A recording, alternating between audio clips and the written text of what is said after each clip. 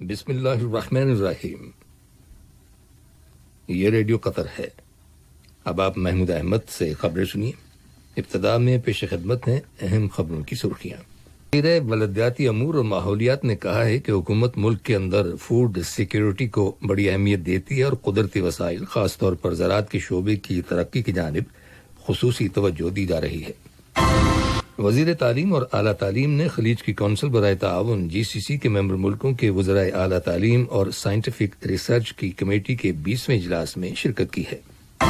وزارت صحت نے کہا ہے کہ ملک کے اندر کرونا وائرس کے مزید 204 مریضوں کے صحت یاب ہو جانے کے بعد شفا پانے والے افراد کی مجموعی تعداد اب 1,26,006 ہو گئی ہے۔ اور یمن کی خانہ جنگی میں شریک متحارب فریقوں کے قیدیوں کا تبادلہ آج دوسرے روز بھی جاری رہا۔ یہ تھی اہم خبروں کی سرخیاں۔ لیجیے اب آپ تفصیل سے خبریں سنیے۔ آج دنیا بھر میں ورلڈ فوڈ ڈے یعنی غذا کا عالمی دن منایا گیا۔ یہ دن ہر سال اکتوبر کی 16 تاریخ کو منایا جاتا ہے۔ اس موقع پر وزیر بلدیاتی امور اور ماحولیات انجینئر عبداللہ بن عبدالعزیز ترکی السبیعی نے اس دن کی اہمیت کے حوالے سے اپنے خیالات کا اظہار کرتے ہوئے کہا کہ حکومت ملک کے اندر فوڈ سیکیورٹی کو بڑی اہمیت دیتی ہے اور قدرتی وسائل خاص طور پر زراعت کے شعبے کو فروغ دینے کے سلسلے میں خصوصی توجہ دی جا رہی ہے۔ انہوں نے کہا کہ حکومت صاحب اسم امیر شیخ تمیم بن حمد آل ثانی کی دانشمندانہ قیادت کے تحت اس پالیسی پر گامزن ہے کہ قطر میں رہنے والے ہر فرد کے لیے غذا کی فراہمی کو یقینی بنایا جائے۔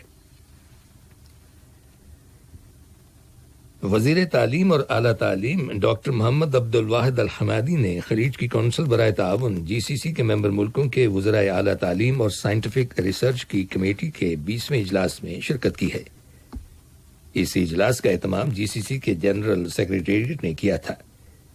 اجلاس کی کارروائی کے دوران جو ویڈیو لنک کے ذریعے منعقد کیا گیا، کمیٹی کے ان فیصلوں کے بارے میں تبادلہ خیال کیا گیا جن کا تعلق GCC کے ممبر ملکوں میں اعلیٰ تعلیم کے فروغ سے ہے۔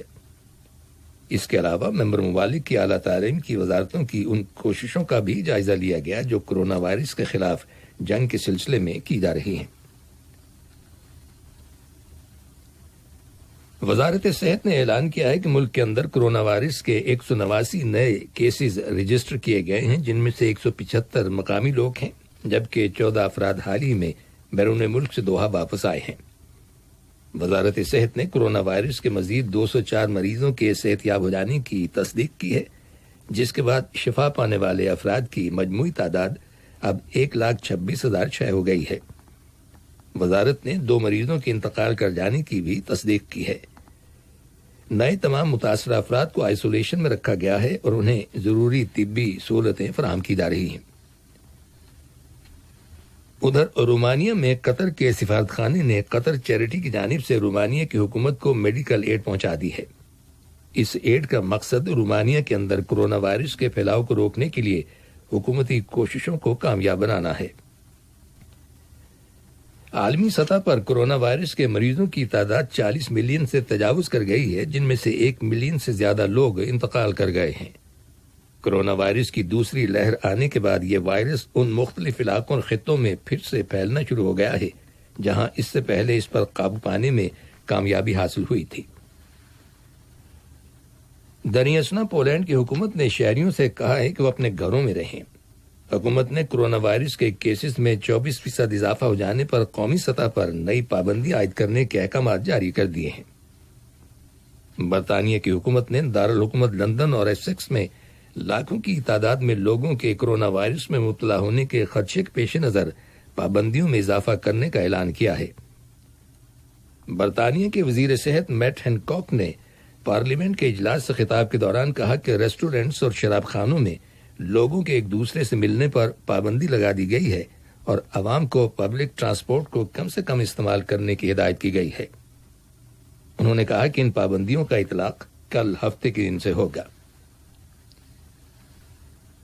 جنوبی کوریا میں حکومت کی جانب سے جاری کردہ خصوصی ٹریول ایڈوائزری کی مدت میں مزید 1 ماہ کا اضافہ کرنے کا اعلان کیا گیا ہے۔ حکومت کا کہنا ہے کہ کرونا وائرس کی وبا بدستور جاری ہے، اس لیے شہریوں سے کہا گیا ہے کہ وہ بیرون ملک اپنے سفر کے پروگرام کو کینسل کر دیں یا کم از کم اسے فی الحال ملتوی کر دیں۔ ادھر اٹلی کے وزیر اعظم نے آج ایک بیان میں کہا ہے کہ یورپی یونین کے ممبر ملکوں کے سربراہان کورونا وائرس کی روک تھام کے سلسلے میں کی جانے والی کوششوں اور تدابیر پر بحث کرنے کے لیے ویڈیو لنک کے ذریعے پیریوڈک کانفرنس کرنے پر رضامند ہو گئے ہیں۔ یہ فیصلہ ایسے وقت میں کیا گیا ہے جب دنیا کے مختلف علاقوں میں وائرس کی دوسری لہر آ چکی ہے۔ بھارت کی سیاسی جماعت کانگریس کے ایک رہنما غلام آزاد بھی کورونا وائرس کا شکار ہو گئے ہیں۔ وہ اس وقت ہوم کوارنٹین میں ہیں۔ بھارت میں کورونا وائرس کے 63,371 نئے کیسز رجسٹر کیے گئے ہیں، جبکہ 895 مریضوں کے انتقال کر جانے کی خبر ملی ہے۔ یہ خبریں ریڈیو قطر سے نشر کی جا رہی ہیں۔ آج جرمنی، برطانیہ، فرانس، اسپین اور اٹلی کی حکومتوں نے ایک مشترکہ بیان جاری کیا ہے جس میں مقبوضہ مغربی کنارے کے علاقے میں یہودی آباد کاروں کے لیے ہزاروں کی تعداد میں گھر تعمیر کرنے کے حکومت کے فیصلے کی شدید مذمت کی گئی ہے۔ لیبیا کے دارالحکومت طرابلس سے آج پہلی پرواز شہر بن غازی کے بنینا انٹرنیشنل ایئرپورٹ پر پہنچ گئی۔ واضح رہے کہ دونوں شہروں کے درمیان پروازوں کا سلسلہ گزشتہ ایک سال سے زیادہ عرصے سے معطل تھا۔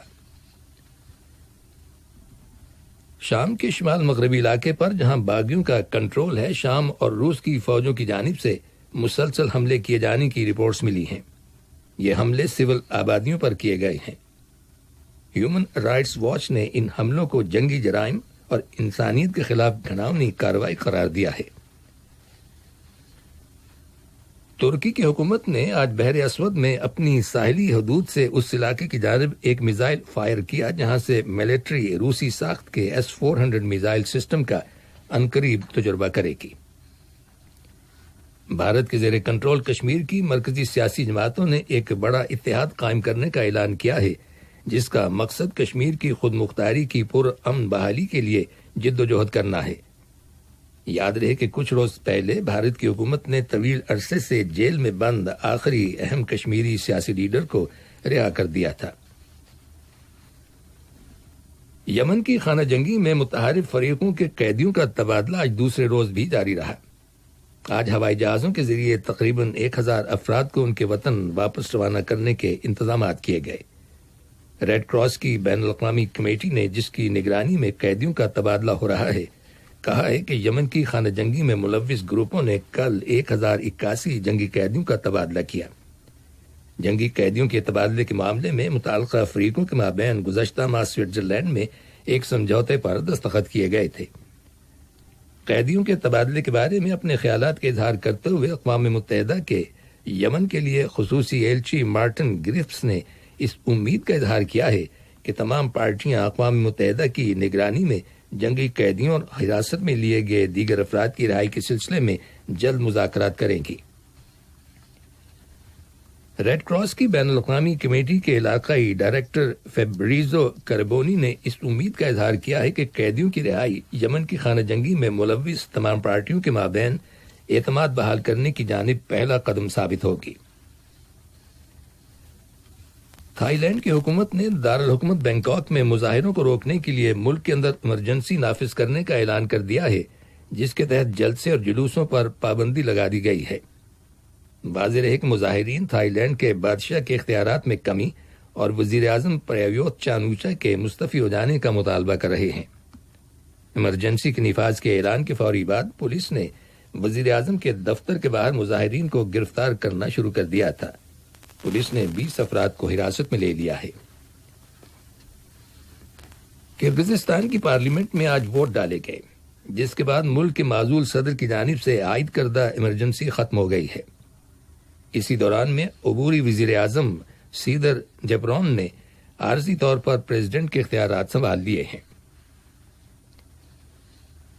یورپی یونین نے کہا ہے کہ اس نے روس کے 6 سرکاری افسران اور ایک روسی تنظیم پر پابندی عائد کر دی ہے۔ یہ پابندی روس کے اپوزیشن لیڈر الیکسی ناوالنی کو مبینہ طور پر زہر دیے جانے کی وجہ سے لگائی گئی ہے۔ اور نگورنو کاراباخ کے متنازع علاقے میں آذربائیجان اور آرمینیا کی فوجوں کے درمیان لڑائی جاری ہے۔ جس کے نتیجے میں متعدد افراد ہلاک اور زخمی ہوئے ہیں۔ بین الاقوامی برادری نے دونوں ملکوں پر زور دیا ہے کہ وہ روس کے تعاون سے قائم کی گئی جنگ بندی پر عمل کریں۔ آخر میں اہم خبروں کی سرخیاں ایک بار پہ سن لیجیے۔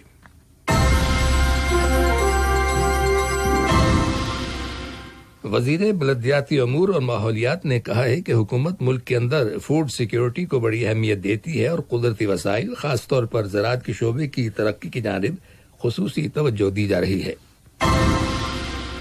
وزیر تعلیم اور اعلیٰ تعلیم نے خلیج کی کونسل برائے تعاون GCC کے ممبر ملکوں کے وزرائے اعلیٰ تعلیم اور سائنٹیفک ریسرچ کی کمیٹی کے 20ویں اجلاس میں شرکت کی ہے۔ وزارت صحت نے کہا ہے کہ ملک کے اندر کرونا وائرس کے مزید 204 مریضوں کے صحت یاب ہو جانے کے بعد شفا پانے والے افراد کی مجموعی تعداد اب 1,26,006 ہو گئی ہے۔ اور یمن کی خانہ جنگی میں شریک متحارب فریقوں کے قیدیوں کا تبادلہ آج دوسرے روز بھی جاری رہا۔